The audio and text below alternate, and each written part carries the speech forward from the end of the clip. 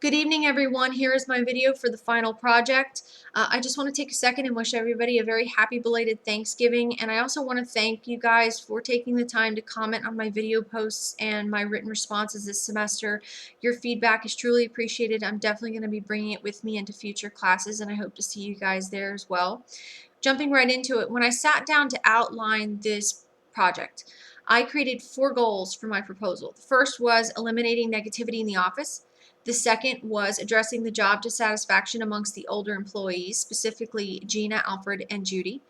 My third was retaining institutional knowledge, especially with Judy, who's about to retire. And my fourth goal was to reclassify the positions and restructure the relationships to foster more mentoring type relationships. In terms of the negativity in the office, I made the decision to terminate Henry and Ingrid. I felt that Henry was a bad influence on everyone in the office. He really wasn't effective as a manager, and his negative tendencies rubbed off on Ingrid and began to affect her performance, and I felt that both of them were beyond rehabbing, so I decided to terminate them to start fresh. I wish them well in their future endeavors. In terms of job dissatisfaction, I decided to promote Gina. I know a few of you may disagree with me on that. My rationale, however, is when we really sit down and think about job dissatisfaction, it's not always 100% the employer's fault, not always 100% the employee's fault. Sometimes it's a mix. It's a two sides of the same coin. And I decided that if I were Gina and I had watched how Henry had behaved and how Ingrid had behaved, I would feel dissatisfied that my employer left Henry in a position of authority as long as they did and wouldn't promote me even though I've been there longer. So I decided to promote her, to give her a shot. I'm definitely going to keep a very close eye on her to see how she does, to see if the promotion alleviates some of that job dissatisfaction.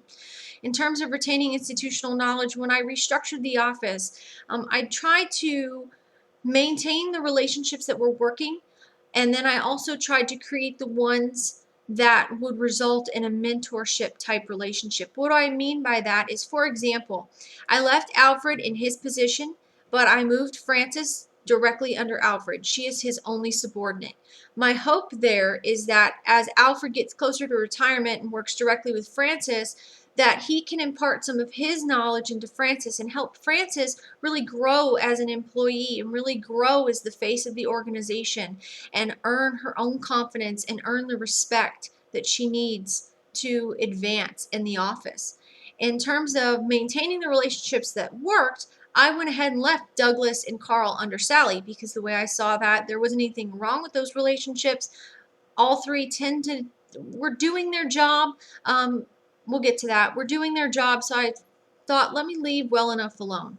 In terms of Gina, I went ahead and just moved Edgar directly under her. I know a lot of people felt off with Edgar with his long commute and his inflexibility.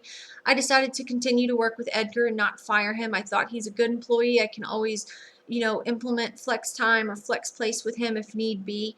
Also, I need to see how Gina performs as a manager in an authority role, and I thought trying to give her more than one subordinate wouldn't be helpful while she's acclimating to that role.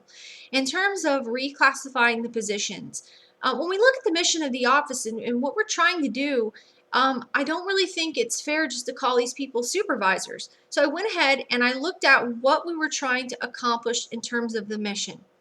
What are our functional areas? And I determined that there were 3 functional areas: community outreach, project coordination, and customer service. And then I looked at all the employees. I looked at the succession planning we did in Module 2, and I tried to categorize the employees in terms of these 3 functional areas. And what I came up with was to make Alfred the community outreach team leader, which is a more positive role, more positive phrase for what he's actually doing. I put Frances under him as a staff member, not just staff. I left Sally where she was, except I called her the project coordination team leader. Again, another positive phrase. I left Douglas and Carl underneath her as staff members. And in terms of customer service, I made Gina the customer service team leader with Edgar underneath her as a staff member. In terms of how to retain Judy's institutional knowledge, I went ahead with the money that I saved from Henry and Ingrid's firings, which came out to about $128,000 in total compensation, salary, and benefits. And I took 117 of that, and I went ahead and I hired a new assistant manager from outside of the organization to work directly under Judy to start mentoring and learning from her so that when Judy retires soon, we don't lose all of that knowledge. I also decided to hire from outside than from within because I felt that the influence of Gina's dissatisfaction and some of Alfred's, as well as Henry and Ingrid's, I didn't really feel that there was any one employee that fit the bill for what I wanted to do with Judy's subordinate. So I decided to hire someone outside of the organization. My hope here is that by giving more positive titles, by getting rid of the negativity in the office, that I can improve productivity. I can play to these employees' strengths when I focus on the functions of the office, and I can foster mentoring relationships. Where I think the functions are really important is, for example, when we go back a couple modules and we had to do a performance review on Sally. We had to give her new tasks. When I look back at that, I think maybe we're a little unfair to Sally. Maybe we're not playing to Sally's strengths. Maybe we're playing to Sally's weaknesses, and that's not going to give us the outcome we're looking to achieve.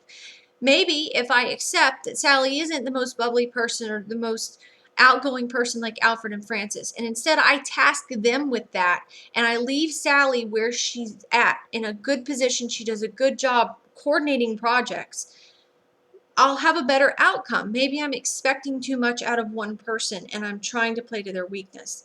In terms of saving money, when I looked at the budget between the 2 firings with Henry and Ingrid and hiring the new assistant manager, that did leave me a little bit of some wiggle room in the budget. I went ahead and gave Gina a $2,600 bump in her salary.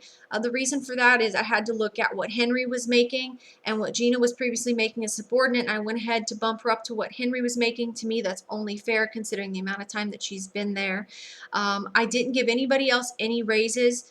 Instead, I saved a little bit of money. I saved approximately $9,100. I was a little skeptical on doing that. I was afraid to do it actually, because sometimes when you give up a little bit in the budget, when you come to the next year and you need more, maybe the higher ups say, hey, you did more with less last year, why do you need it now? But I'll cross that bridge when I get to it.